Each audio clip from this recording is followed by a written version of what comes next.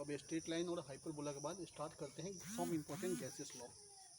उसमें हम पहले पढ़ने जा रहे हैं बॉयल्स लॉ के बारे में। देखिए क्या बोलता है बॉयल्स लॉ। बॉयल्स लॉ बोलता है कि अगर किसी गैस का अमाउंट हम फिक्स कर दें, अमाउंट में कोई चेंज ना करें और टेम्परेचर कांस्टेंट कर दें, तो प्रेशर जो होता है वॉल्यूम से क्या होता है, इन्वर्सली प्रोपोर्शनल होता है। कैसे होता है हम बताएंगे आपको क्यों ऐसा हो रहा है। तो लिख लेते हैं इस पॉइंट को। क्या बोलता है,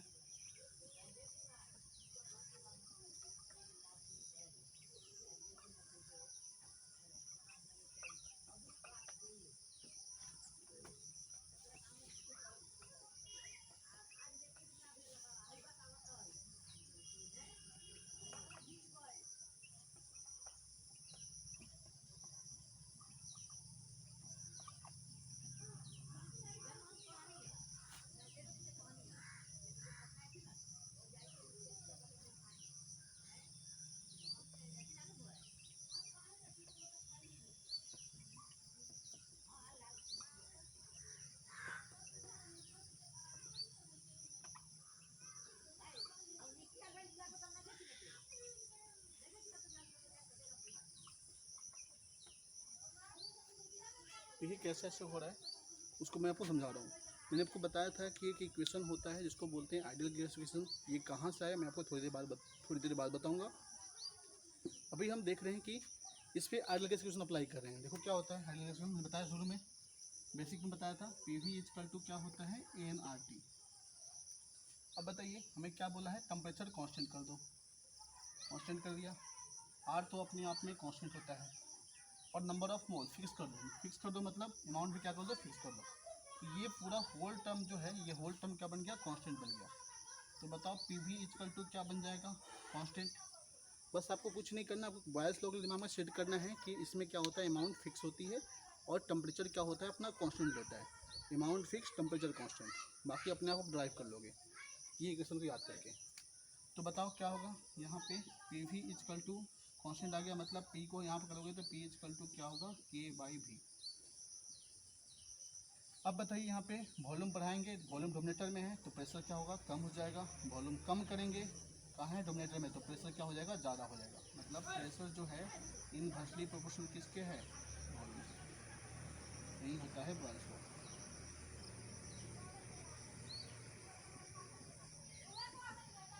चलिए हम ग्राफ ड्रॉ करना सिखाते हैं आपको, ग्राफ कैसे ड्रॉ करते हैं। अगर हमें ग्राफ ड्रॉ करना है इसके बारे में बात करते हैं।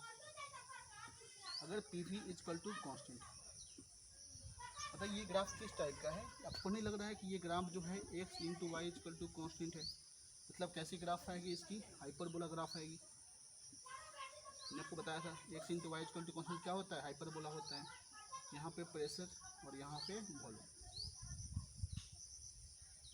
ये ग्राफ है।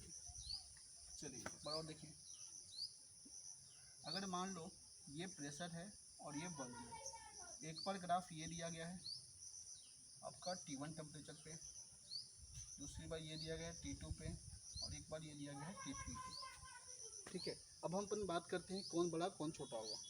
बताइए यहाँ पे हमने बताया था PV इक्वल टू कॉन्स्टेंट है। देखो यहाँ पे K की वैल्यू बढ़ेगी तो ग्राफ कहाँ शिफ्ट करेगा, away from the origin shift करेगा। तो बताओ इसकी ये ग्राफ क्या है, सबसे दूर है, सबसे दूर है, ये उससे कम है, इससे कम है, मतलब इसके लिए K की वैल्यू क्या होगी, सबसे बड़ी होगी। उससे कम इसके लिए होगी, उससे कम इसके लिए होगी। मैंने बताया था कि जो K का वैल्यू होता है वो रिप्रेजेंट करता है एरिया को। देखो यहाँ पे एरिया भी क्या है, बहुत ज़्यादा है। जिसका एरिया उससे थोड़ा कम है, जिसका एरिया सबसे कम है। तो डेफिनेटली आप एक कंसेप्ट याद रखना कि K की वैल्यू बड़ा होगी तो ग्राफ आपका अवे फ्रॉम द ओरिजिन क्या करेगा, शिफ्ट करेगा। बताइए यहाँ पे T3, K की वैल्यू बढ़ा है, डेफिनेटली K किसके इक्वल होता है बताइए। यहाँ पे लिख लेना अलग से, यहाँ पे K जो होगा, यहाँ पे जो K है वो इक्वल है किसके, ANRT के इक्वल है। ये बहुत इंपॉर्टेंट पॉइंट है, बहुत इंपॉर्टेंट है। तो बताओ यहाँ पे T जो होगा, K की वैल्यू बहुत बड़ी है तो डेफिनेटली T का वैल्यू क्या होगा, बड़ा होगा। तो T3 सबसे बड़ा, फिर T2 और फिर T1, ये हो गया। आई बात समझ में, ये ऑर्डर होता है T3 का सबसे बड़ा, फिर T2 का, फिर T1 का। अब हम बात करते हैं, अगर मान लो यही ग्राफ है प्रेशर वर्सेस वॉल्यूम का। अब यहाँ पे नंबर ऑफ मोल दिया गया है N3। आपको बताना है किसका बड़ा होगा किसका छोटा होगा। ये देखो फिर से ये दूर है, इसके लिए के की वैल्यू क्या होगी, बड़ी होगी। बताओ के किसके इक्वल होता है, एन आर टी के इक्वल होता है। तो के बड़ा, डेफिनेटली एन क्या होगा, बड़ा होगा। तो डेफिनेटली यहाँ पे क्या होगा, n3 सबसे बड़ा, फिर n2, फिर n1 ऐसे।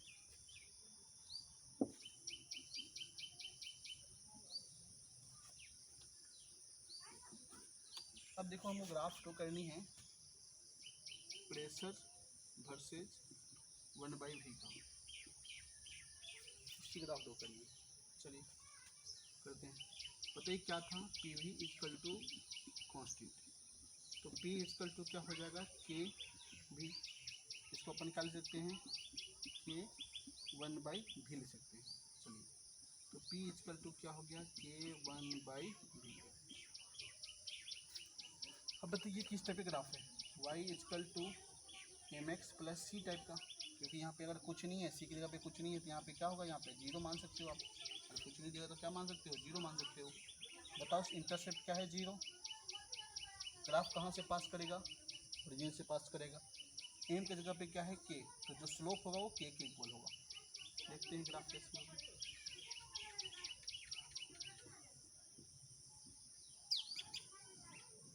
पहली बात तो बताओ ग्राफ कैसी होगी, स्ट्रेट लाइन ग्राफ होगी, और कहाँ से पास करेगी, ओरिजिन से पास करेगी।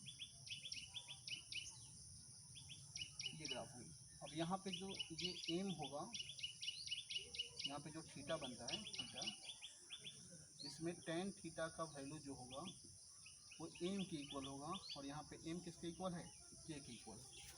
देखिए ये ग्राफ होगी, ये स्लोप कैसा है, पॉजिटिव है, तो ग्राफ नीचे से कहाँ जाएगा, ऊपर की तरफ जाएगा। इंटरसेप्ट क्या है, जीरो, तो ग्राफ कहाँ से पास करेगा, ओरिजिन से पास करेगा। मैंने आपको शुरू में ही बोला था कि यहाँ पे एक चीज़ बताता हूँ, ये ग्राफ जो है मैंने डॉटेड लाइन से ड्रॉ किया है, कभी इसको ओरिजिन से पास होते हुए दिखाया है, लेकिन रियल में ओरिजिन से पास नहीं कराया है। ऐसा क्यों, क्योंकि गैस के केस में क्या होता है, गैस केस में कभी प्रेशर जीरो नहीं हो सकता। अगर आप प्रेशर मान लो बढ़ा रहे हो, प्रेशर बढ़ाते जा रहे हो, तो उस केस में गैस क्या करेगा, अपना स्टेट चेंज कर देगा, मतलब लिक्विफाई हो जाएगा। और प्रेशर बढ़ाओगे तो क्या हो जाएगा, सॉलिडिफाई हो जाएगा। लेकिन गैस का कभी प्रेशर जीरो नहीं हो सकता, इसीलिए ग्राफ को कभी इसमें प्रेशर जीरो नहीं कर सकते। हम यहाँ से करेंगे, ऐसे करेंगे। एक बार मानो ये ग्राफ है आपका, ये ग्राफ है प्रेशर का, और ये ग्राफ है 1/v का।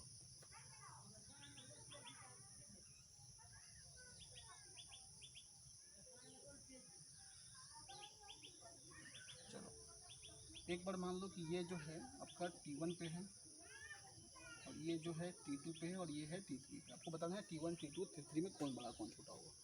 तो बताओ ये जो होगा किसको रिप्रेजेंट करेगा भाई, इसकी स्लोप को, T1 के स्लोप को। स्लोप क्या है, बड़ा है। ये T2 के स्लोप को, और ये किस रिप्रेजेंट करेगा, T3 के स्लोप को। ठीक है, और ये मान लो इसकी स्लोप को रिप्रेजेंट। एक मिनट, अच्छा नहीं लग रहा है थोड़ा सा। ये किसकी स्लोप को, इसकी स्लोप को।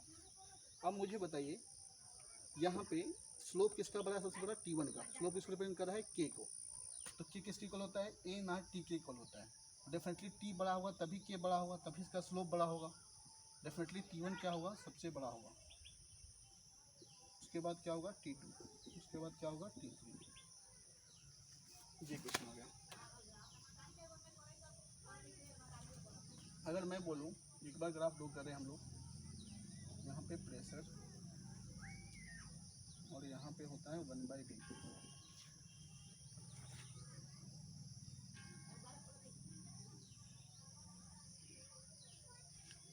ठीक है, मान लो ये आपका N1 टेम्परेचर पे है, ये N2 पे, और ये मान लो N3 है।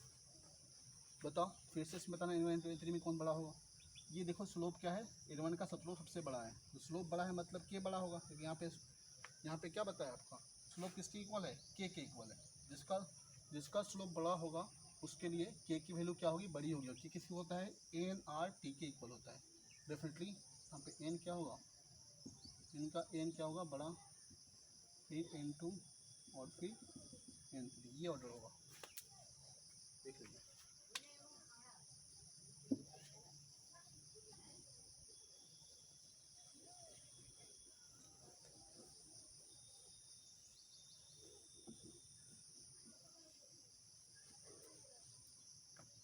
चलिए एक बार मैं बोलूँ आपको, ये देखो ग्राफ है,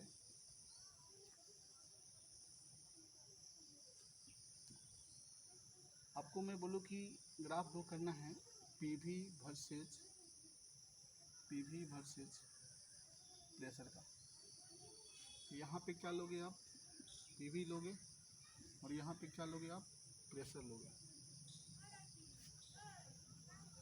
चलो देखते हैं, बताओ क्या था क्वेश्चन अपना, पीवी इक्वल टू क्या था, कांस्टेंट था, मतलब इसकी वैल्यू हमेशा क्या रहेगी, कांस्टेंट रहेगी। बताओ ये कहाँ लेना है, वाई एक्सिस लेना है, तो अपना वाई इक्वल टू क्या बन गया, कांस्टेंट। बताओ वाई इक्वल टू कांस्टेंट किस टाइप की इक्वेशन होगी, ये होगी Y equal to M X plus C के इक्वल, जहाँ पे ये पूरा वैल्यू क्या होगा भाई, जीरो के इक्वल होगा। बताओ ये पूरा वैल्यू जीरो के इक्वल होने का मतलब क्या हुआ, एक्स तो कब एक्स मान लो, एक्स की वैल्यू हम चेंज कर रहे हैं, तभी ये पूरा टर्म क्या हो जाए, जीरो है। पॉसिबिलिटी तभी है जब एम की वैल्यू भी क्या हो जाए, जीरो हो जाए, और एम जीरो का मतलब टेन थीटा, तो थीटा कितना हो जाएगा आपका, जीरो। मतलब क्या इक्वेशन कैसी आएगी, पैरेलल टू क्या आएगी, एक्स एक्सिस आएगी। तो देखो ग्राफ कैसा होगा इसका, पैरेलल टू एक्स एक्सिस, ऐसी ग्राफ आएगी। मतलब प्रेशर कुछ भी चेंज करो, पीवी की वैल्यू में कोई चेंज नहीं आएगा।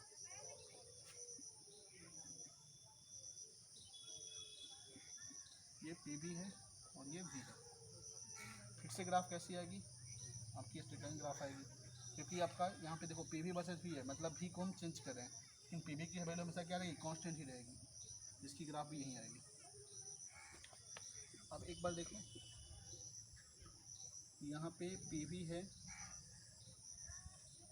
और यहाँ पे मान लो प्रेशर है। एक बार ग्राफ ये है, फिर ये है, मान लो 3 ग्राफ है। ये है T1 टेम्परेचर पे, ये है T2 पे और ये है T3 पे। हमको पता है पीवी इक्वल टू कांस्टेंट हो रहा है, मतलब ये जो हाइट होगी किसको रिप्रेजेंट करेगी, के को रिप्रेजेंट करेगी। तो के की वैल्यू किसके लिए सबसे बड़ा है, T1 के लिए बड़ा है। और के किसके इक्वल होता है, अभी बताया था के किसके इक्वल होता है, के होता है NRT के इक्वल। जिसका टी बड़ा होगा उसका ही के क्या होगा, बड़ा होगा, जिसका टी छोटा होगा उसका के क्या होगा, छोटा होगा। तो बताओ मुझे, जिसका के क्या है सबसे बड़ा, मतलब T1 क्या होगा सबसे बड़ा, फिर T2, फिर क्या होगा T3। वैसे भी आप नंबर मोल के लिए भी कर सकते हो। ये पीवी है और ये मान लो ये प्रेशर ग्राफ है, ये है N1, ये मान लो N2 और ये है N3। बताओ पीवी इक्वल टू कांस्टेंट कैसा ग्राफ होगा, हमेशा ऐसे टाइम पैरेलल टू क्या होगा, एक्स एक्सिस होगा, ऐसी ग्राफ आएगी। अब मुझे बताइए इसमें कौन बड़ा होगा, पीवी इक्वल टू कांस्टेंट, इसकी कांस्टेंट की वैल्यू क्या है, सबसे बड़ा N1 के लिए, इससे छोटा इससे छोटा। कांस्टेंट किसके इक्वल होता है, NRT के इक्वल। इन क्या होगा उसका, इन क्या होगा यहाँ पे सबसे बड़ा, N1 फिर N2 और फिर N3, ये था।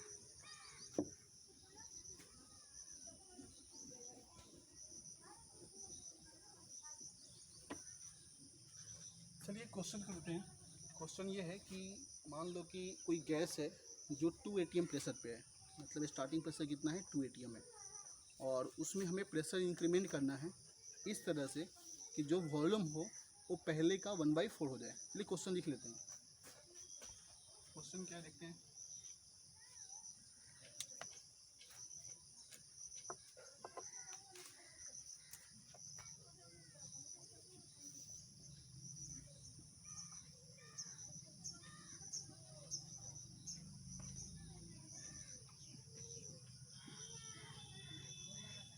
for a fixed amount of gas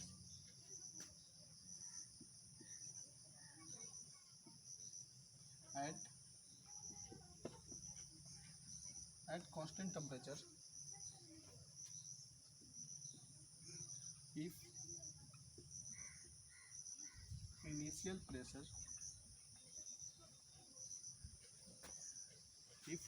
pressure of gas is 2 atm,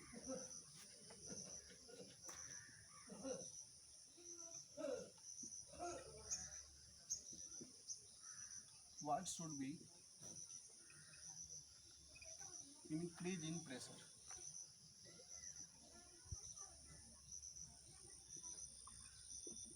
in such way that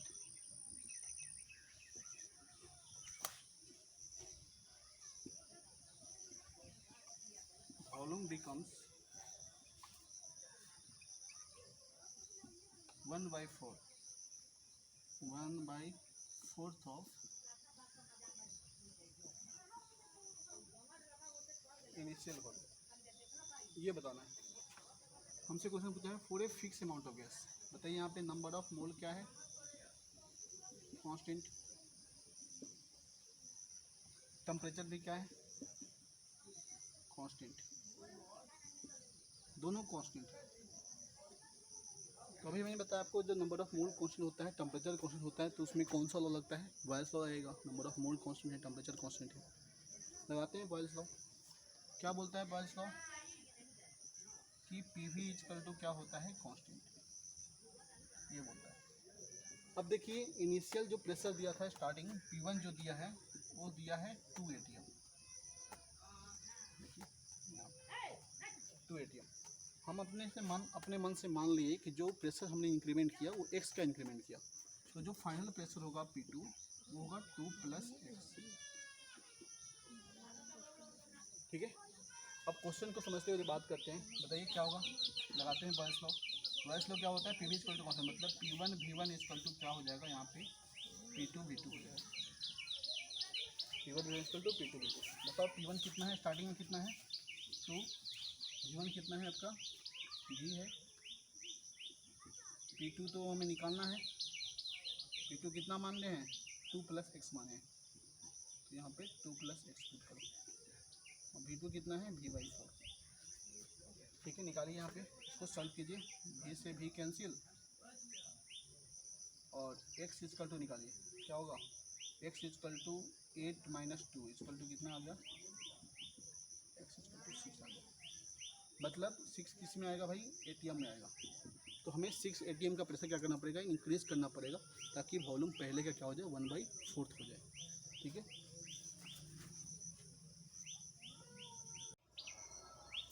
Charles law पढ़ने जा रहे हैं।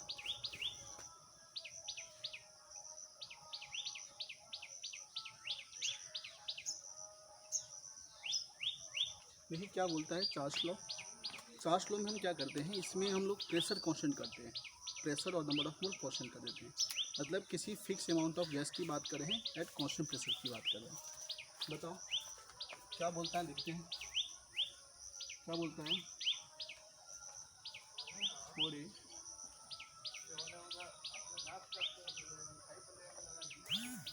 Fix amount of gas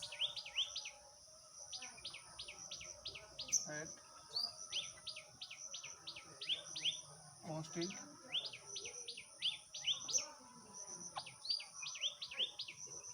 at a constant pressure, for a fixed amount of gas at constant pressure,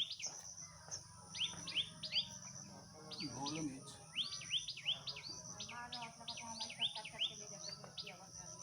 directly proportional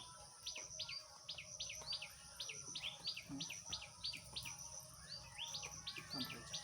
नहीं बोलते। देखिए कैसे होता है, हम बता रहे हैं आपको।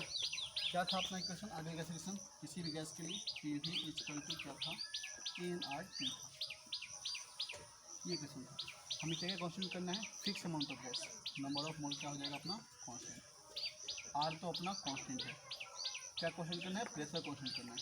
बताइए क्या हो जाएगा, V इक्वल टू ANR/P, ये सब टर्म क्या है अपना कांस्टेंट, और ये हो गया V इक्वल टू, बताओ N constant, R constant, P constant, तो होल टर्म क्या बन गया कांस्टेंट। V इक्वल टू क्या बन जाएगा KT। मतलब T बढ़ाओगे तो V क्या होगा बढ़ेगा, T घटाओगे तो P क्या होगा, V क्या होगा कम होगा। तो V क्या होगा यहाँ पे प्रोपोर्शनल टू क्या हो गया टेम्परेचर। इसी को बोलते हैं कौन सा, चार्ल्स लॉ। बात करते हैं ग्राफ की। बताओ ग्राफ कैसा आ जाएगा। बताओ यहाँ पे एक बात क्या रखना, K जो था यहाँ पे, K किसके बदले आपने लिखा है, K क्या था, किसके इक्वल था, K जो था वो इक्वल था ANR/P के इक्वल था, याद रखना कि इम्पॉर्टेंट है। चलो ग्राफ को करते हैं किसका, V इक्वल टू KT। किस टाइप का ग्राफ है भाई, Y equal to MX + C, कुछ नहीं तो यहाँ पे क्या है 0 है। ग्राफ कैसे पास करेगा भाई, पासिंग थ्रू ओरिजिन होगा, स्लोप कैसा होगा K के इक्वल होगा,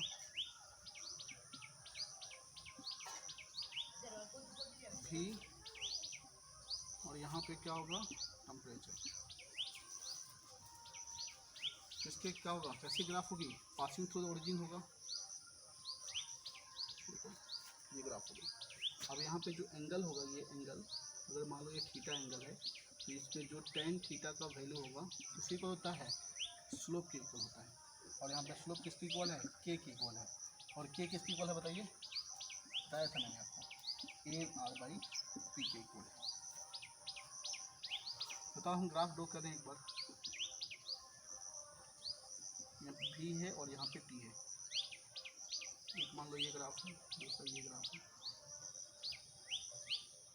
एक मान लो ये ग्राफ है। हम डिफरेंट नंबर ऑफ मोल ले रहे हैं। एक बार N1 मोल पे, N2 पे, एक बार N3 पे। बताओ N1, इसमें बताना N1 N2 और N3 में क्या रिलेशन होगा, कौन बड़ा कौन छोटा होगा। बताओ N1 क्या है, N1 का देखो ना स्लोप चेक करो, स्लोप क्या है सबसे बड़ा N1 के लिए, N2 के लिए स्लोप छोटा है, N3 के लिए स्लोप सबसे छोटा है। तो जिसका स्लोप छोटा होगा मतलब उसके लिए K की वैल्यू क्या होगी, छोटी होगी। बताओ K किसके डिपेंड करता है, N, R और P पे डिपेंड कर रहा है। तो N बड़ा तो K बड़ा, N छोटा तो K छोटा। बताओ इसके लिए K की वैल्यू, N1 के लिए K की वैल्यू क्या है, बड़ा है, क्योंकि स्लोप बड़ा है। तो बताओ इसके लिए N1 की वैल्यू क्या होगी, सबसे बड़ा, फिर N2 और फिर होगा N3, ऐसे हो जाएगा। ठीक है, एक बार फिर से हम बात कर रहे हैं वॉल्यूम वर्सेज टेम्परेचर का ग्राफ दिया गया है। एक बार ये ग्राफ है, एक बार ये ग्राफ है और एक बार ये ग्राफ है। हम बात कर रहे हैं यहाँ पे कि आप इसकी इस बार हम किसकी बात कर रहे हैं, इस बार हम प्रेशर की बात कर रहे हैं। ये मान लो P1 प्रेशर है, ये है P2 और ये है P3। तो बताओ ये स्लोप, P1 का स्लोप क्या है, सबसे बड़ा। तो स्लोप बड़ा मतलब K की वैल्यू बड़ा। बताओ P की वैल्यू जब कम होगा तभी K की वैल्यू क्या होगा, बड़ा होगा। ये दोनों क्या है, देखो P का है डोमिनेटर में है, नीचे है, तो P की वैल्यू कम होगी तभी K का वैल्यू क्या होगा, बड़ा होगा। तो बताओ यहाँ पे P1 का मतलब K बड़ा है, मतलब P1 क्या होगा, P1 की वैल्यू सबसे कम, फिर P2 और फिर होगा P3। क्योंकि P3 का स्लोप देखो, P3 का स्लोप क्या है, सबसे कम है, मतलब उसके लिए सबसे कम मतलब P की वैल्यू क्या होगा, सबसे बड़ा होगा।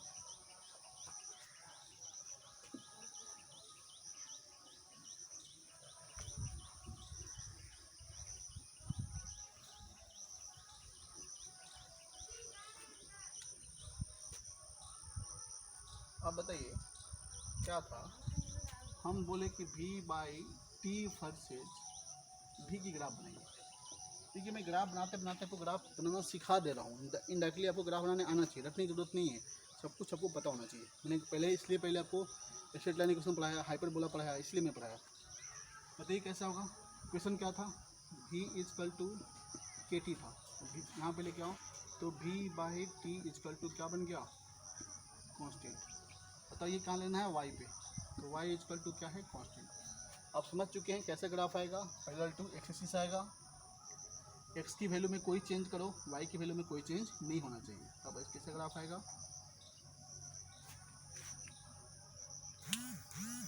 बताइए यहाँ पे ये क्या हो गया, ये ग्राफ हो गया V/T और ये हो गया यहाँ पे क्या हो गया, वॉल्यूम। वॉल्यूम में कोई भी चेंज करो उसके वैल्यू में कोई चेंज नहीं आएगा, तो ये ग्राफ बिल्कुल इस टाइप से आएगी। देखो अगर हम ग्राफ को करें,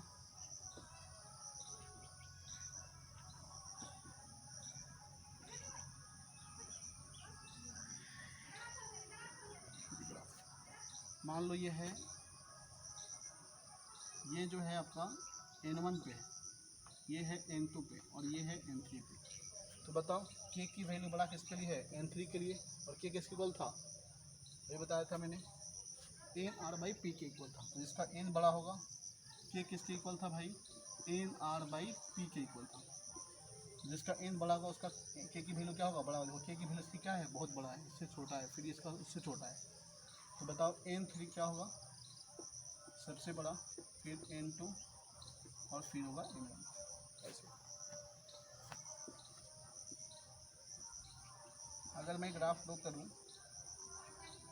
मान लो यहाँ पे टेम्परेचर है और यहाँ पे है V/T। टेम्परेचर कोई भी चेंज करो, V/T की वैल्यू में कोई चेंज नहीं आएगा, मतलब ग्राफ कैसी आएगी, इस पे आएगी, ऐसे आएगी। टेम्परेचर आप कुछ भी चेंज लो, V/T की वैल्यू हमेशा क्या रहेगा, कांस्टेंट रहेगा। ऐसी ग्राफ आती है।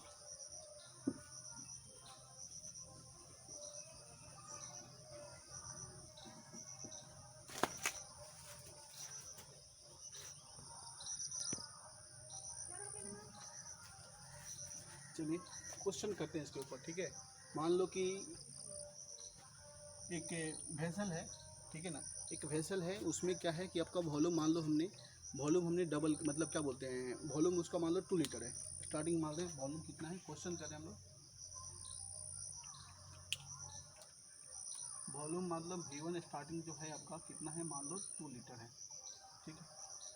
अब इसमें हम क्या मान के चल रहे हैं, क्वेश्चन से बोला कि इसमें वॉल्यूम को हमको मान लो कि वॉल्यूम हम कितना कर दिए, 3 टाइम्स कर दिए। 3 टाइम्स का मतलब V2 जो है आपका वो 6 लीटर हो गया। आपको बताना है स्टार्टिंग टेम्परेचर अगर T1 अगर 27 डिग्री सेल्सियस होता तो बताना है T2 की वैल्यू कितना होगा। T2 की वैल्यू फाइंड आउट करनी है। यहाँ पे क्या कांस्टेंट मानना है आपको, नंबर ऑफ मोल कांस्टेंट लेना है, फिक्स लेना है, अमाउंट को फिक्स लेना है, और आपका प्रेशर जो है प्रेशर इसको भी क्या मानना है आपको, कांस्टेंट मानना है। नंबर ऑफ मोल और प्रेशर को कांस्टेंट मानना है। बताइए कैसे सॉल्व करेंगे। बताइए चार्ज लो क्या बोलता है, नंबर ऑफ मोल क्या होना चाहिए कांस्टेंट, और प्रेशर क्या होना चाहिए कांस्टेंट होना चाहिए। यहाँ पे देखिए नंबर ऑफ मोल भी कांस्टेंट है और प्रेशर भी क्या अपना कांस्टेंट है, दोनों कांस्टेंट, मतलब इस पर चार्ज लो लग जाएगा। चार्ज लो क्या बोलता है, देखिए क्या बोला था, V इजकल टू क्या होता है, KT होता है। तो अपन क्या बोल सकते हैं यहाँ से, V1/T1 इजकल टू क्या हो जाएगा, कांस्टेंट। मतलब दो गैस के लिए एक बार अपन ये बोल सकते हैं कि V1/T1 इजकल टू क्या हो जाएगा, V2/T2 हो जाएगा ना। चलिए V1 कितना है स्टार्टिंग में, यहाँ पे 2 लीटर है। V2 कितना है, T1 कितना है, T1 है 27। तो 27 का मतलब अपन क्या करेंगे, यहाँ पे चेंज करेंगे किसमें, केल्विन में। बताओ क्या हो जाएगा, 273 प्लस 27 कितना हो गया, 300 केल्विन हो गया। अब बताइए V1 कितना है 2, T1 कितना है 300 kelvin equal to V2।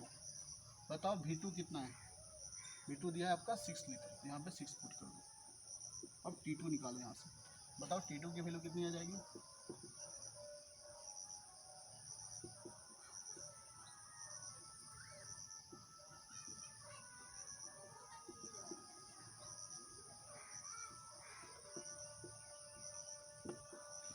Kelvin. क्या करोगे, देखो ना, T2 निकाला, इसको मल्टीप्लाई किया, 3 × 600 डिवाइड बाई 2 कितना हो गया 3, और 3 इंटू कितना 900 केल्विन हो गया। बताओ क्या हो जाएगा यहाँ पे, 900 माइनस 273 कर दोगे कितना आएगा 27, और ये हो जाएगा 627 हो जाएगा। देख लो इतना क्या हो गया, ये डिग्री सेल्सियस में आ गया ये वैल्यू, ठीक है। तो ये था आपका चार्ज लॉ के कुछ क्वेश्चन। मतलब आपको टेम्परेचर कितना से कितना 27 से कितना बढ़ाना पड़ेगा, 627 करना पड़ेगा, तभी वॉल्यूम क्या होगा 3 टाइम्स होगा, तो उससे कितना होगा 6 लीटर होगा।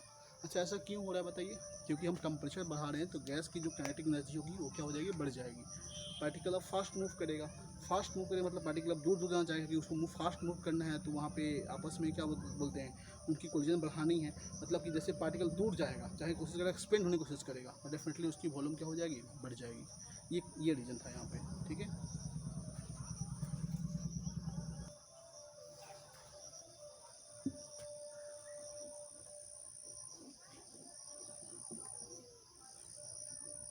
चलो अपन बात करें अब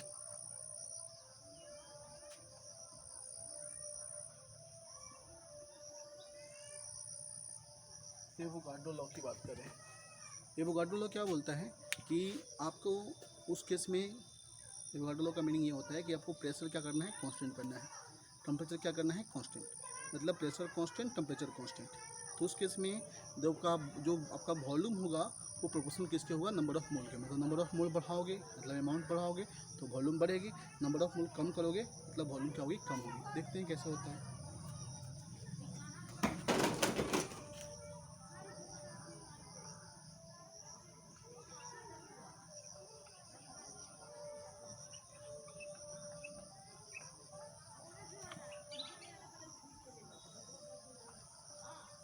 और constant pressure and temperature, number of mole is proportional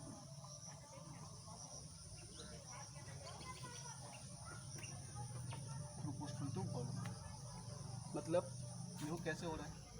बताओ एक मेन इक्वेशन क्या था? मेन इक्वेशन था PV = nRT, ये था अपना मेन इक्वेशन। ठीक है, अब मुझे बताइए अब ये इक्वेशन कहाँ से आया, मैं बताऊंगा आपको लास्ट क्लास में, मतलब अभी पूरा लॉ पढ़ाने के बाद कहाँ से ये आया वो अपन बात करेंगे।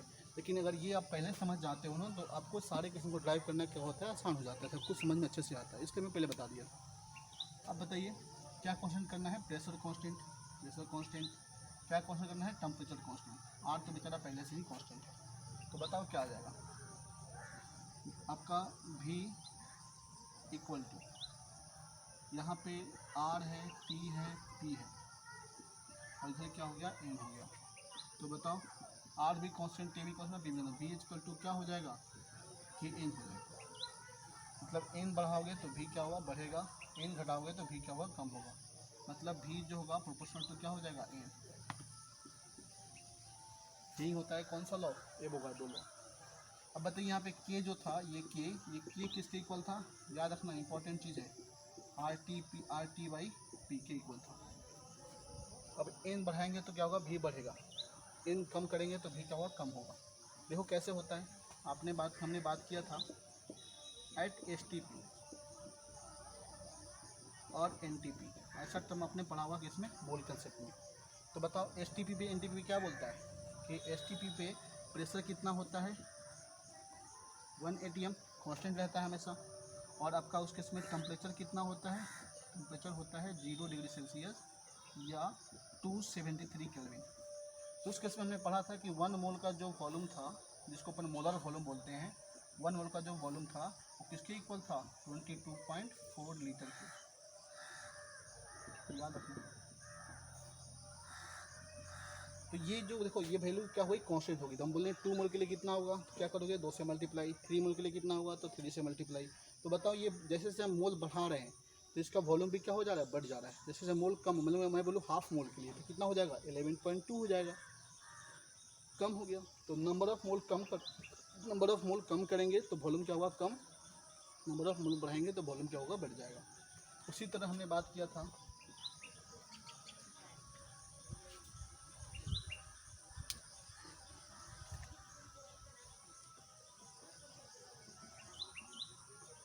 एट RTP पे बात किया था। किस पे? RTP पे। बताओ RTP क्या था? आपका प्रेशर था कितना? 1 atm। और आपका टेम्परेचर था कितना? 25 डिग्री सेल्सियस, या अपन क्या बोल सकते हैं इसको? 25 डिग्री सेल्सियस, या फिर क्या बोल सकते हैं? 298 केल्विन। तो बताओ 1 मोल जो था किसके इक्वल था? 24.45 लीटर के। मतलब इस केस में जो मोलर वॉल्यूम था वो किसके इक्वल था? 24.45 के। तो देख रहे हो कि ये भी अमाउंट क्या है? फिक्स है। प्रेशर क्या है? कांस्टेंट हमेशा 1 atm। टेम्परेचर कितना है? 25। जब भी आपके दिमाग में RTP आएगा इसमें 3 बातें याद रखना। पहला बात, प्रेशर हमेशा क्या होता है? कांस्टेंट कितना होता है? 1 atm के इक्वल। टेम्परेचर हमेशा क्या होता है? कांस्टेंट कितना होता है? 25 डिग्री सेल्सियस। और मोलर वॉल्यूम जो होता है, मतलब 1 मोल का जो वॉल्यूम होता है कितना होता है? 24.45। ये वैल्यू कहाँ से है वो भी हम देखेंगे, थोड़ी देर बाद देखेंगे। ठीक है, या फिर मोल में आपने देखा ही होगा कि वैल्यू आया कहाँ से। ठीक है, आगे बात करते हैं। तो ये देखो, ये हम बताना ये चाह रहे हैं कि जैसे से हम अमाउंट बढ़ाएंगे, मतलब मोल बढ़ाएंगे, 1 मोल का इतना है तो बताओ 2 मोल का कितना होगा? तो मल्टीप्लाई भी क्या कर दोगे? 2 कर दोगे, कितना हो जाएगा? 48.9 हो जाएगा। मतलब मोल बढ़ाएं, वॉल्यूम क्या हो गया? बढ़ गया। मोल कम करेंगे, हाफ मोल मान लो कर दिया, तो ये भी क्या हो जाएगा? हाफ हो जाएगा। तो ये कौन सा लॉ है? एवोगाड्रो लॉ है। चलिए हम ग्राफ की बात करते हैं।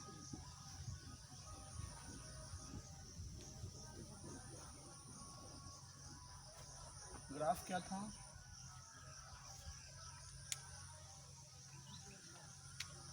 V जो था किसके इक्वल था? Kn के इक्वल था। तो ये किसके जैसा है? Y = mx + c के जैसा है। मतलब आपका V और यहाँ पे n ले लो, तो बताओ ग्राफ कैसी आएगी? बिल्कुल स्ट्रेट लाइन आएगी। C क्या है? यहाँ पे कुछ नहीं है, तो क्या है? 0। इंटरसेप्ट 0, मतलब ग्राफ कहाँ से पास करेगा? ओरिजिन से पास करेगा। ये देखो, मान लो ये वॉल्यूम है और ये है अपना नंबर ऑफ मोल। तो हम ग्राफ ड्रॉ कर रहे हैं। बताओ यहाँ पे जो एंगल था ये थीटा, ये जो थीटा था उसके टेन थीटा का वैल्यू किसके इक्वल होगा, के इक्वल होगा। और ये बात समझ में ना। अब बताइए, यहाँ पे हम एक बार ग्राफ ड्रॉ कर रहे हैं। एक बार मान लो ये ग्राफ है, एक बार ये ग्राफ है और एक बार ये ग्राफ है। ये है आपका, मान लो कि ये है आपका T1 पे, ये है T2 पे और ये है T3 पे। आपको बताना है T1, T2, T3 में कौन बड़ा कौन छोटा होगा। बताइए यहाँ पे ये जो स्लोप है, स्लोप इसका बड़ा है तो डेफिनेटली इसका क्या बोलते हैं, के की वैल्यू क्या होगा, बड़ा होगा। और के किसके इक्वल था बताइए, अभी तो हम बात किए थे किसके इक्वल था, RT/P के इक्वल था। लिख लेता हूँ, के जो था वो RT/P के इक्वल था। तो बताइए के जिसका बड़ा होगा उसका टी क्या होगा, देखो के टी बढ़ाओगे तो के क्या होगा, बढ़ जाएगा, टी घटाओगे तो क्या होगा, के का कम हो जाएगा। तो इसका के क्या है, बड़ा है, स्लोप बड़ा है, तो उसका क्या होगा, बड़ा होगा। T1, T2 और क्या हो जाएगा, ये T3 हो जाएगा। वैसे ही यहाँ पे देखो, अगर मैं ग्राफ ड्रॉ करूँ, ये है वॉल्यूम और ये है नंबर ऑफ मोल। एक बार प्रेशर ये मान लो P1 है, ये बार P2 है और ये है P3। बताओ ये जो स्लोप है, ये स्लोप किसको रिप्रेजेंट करेगा, फिर से के की वैल्यू को रिप्रेजेंट करेगा। और के किसके इक्वल था, RT/P के इक्वल था। तो देखो P क्या है, इन्वर्सली प्रोपोर्शनल है। P बढ़ाओगे तो के क्या होगा, कम हो जाएगा, और P कम करोगे तो के क्या होगा, बढ़ जाएगा। तो बताओ यहाँ पे इसके लिए के की वैल्यू क्या है, बड़ी है। तो बताओ P की वैल्यू क्या होगा, छोटा होगा। बताओ कौन सा बड़ा होगा, अपना P1 सबसे बड़ा होगा, उसके बाद P2 और सबसे छोटा कौन सा हो जाएगा, P3 हो जाएगा। ठीक है, चलो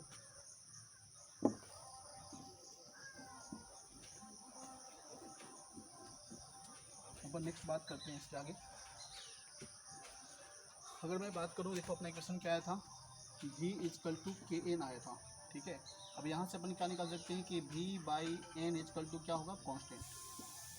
अगर मैं आपको बोलूँ कि आपको ग्राफ ड्रॉ करनी है V/N वर्सेज वॉल्यूम की ग्राफ ड्रॉ करनी है, तो आप देख रहे हो बिल्कुल कैसा ग्राफ है ये। y कांस्टेंट टाइप का, y की वैल्यू, तो y की वैल्यू हमेशा क्या होगी, कांस्टेंट होगी। x की वैल्यू कोई भी चेंज करो, मैंने बोला था कि x की वैल्यू कोई भी चेंज करो, y की वैल्यू क्या होगी, हमेशा कांस्टेंट होगी। तो उस केस में ग्राफ कैसा आएगा, पैरेलल टू x एक्सिस आएगा। क्यों ऐसा हो रहा है, क्योंकि उस केस में जो tan थीटा का वैल्यू होगा वो क्या होगा, जीरो। मतलब स्लोप क्या होगा उस केस में, स्लोप क्या होगा, बिल्कुल, मतलब थीटा की वैल्यू क्या होगी, बिल्कुल जीरो होगी, तभी tan थीटा की वैल्यू जीरो होगा। तो ग्राफ कैसा आएगा इसका, अगर हम इनकी ग्राफ की बात करें,